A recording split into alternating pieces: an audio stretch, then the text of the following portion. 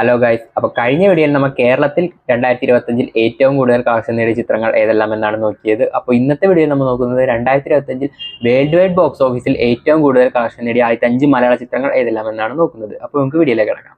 5ാം സ്ഥാനത്തുള്ള ചിത്രം വിനായകനും മമ്മൂക്കയും പ്രധാന വേഷത്തിലെത്തിയ കളങ്കാവലാണ്. കളങ്കാവൽ നിലവിൽ 84 കോടിയോളം ചിത്രം നേടിയിട്ടുണ്ട്. ചിത്രം ഇപ്പോഴും പ്രദർശനം തുടരുന്നുണ്ട്. ജനുവരി 2nd വീക്കിലായിരിക്കും OTT എത്തുന്നത്.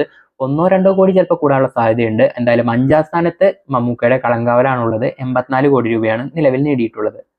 4ാം സ്ഥാനത്തുള്ള ചിത്രം നിലവിൽ 60 കോടിക്ക് മുകളിൽ കളക്ഷൻ നേടിയിട്ടുണ്ട്. പക്ഷേ അത് 100 കോടിയോ 90 കോടിയോ എത്തുമെന്ന് പ്രതീക്ഷിക്കുന്ന ചിത്രമാണ് സർവ്വവുമായ. അതുകൊണ്ടാണ് 4ാം സ്ഥാനത്ത് ഇട്ടിരിക്കുന്നത്.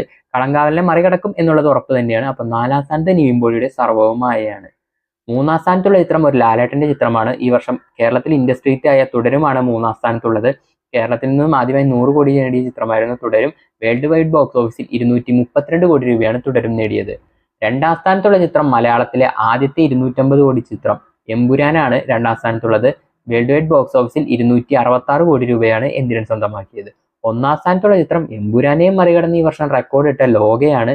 ലോക മലയാള സിനിമയിൽ ആദ്യമായി 300 കോടി നേടിയ ചിത്രമായിരുന്നു ലോക വേൾഡ് വൈഡ് ബോക്സ് ഓഫീസിൽ നിന്ന് 302 കോടി രൂപയാണ് സ്വന്തമാക്കിയത്. ഈ 5 ചിത്രങ്ങളാണ് ഈ വർഷം ഏറ്റവും കൂടുതൽ കളക്ഷൻ നേടിയ മലയാള ചിത്രങ്ങൾ.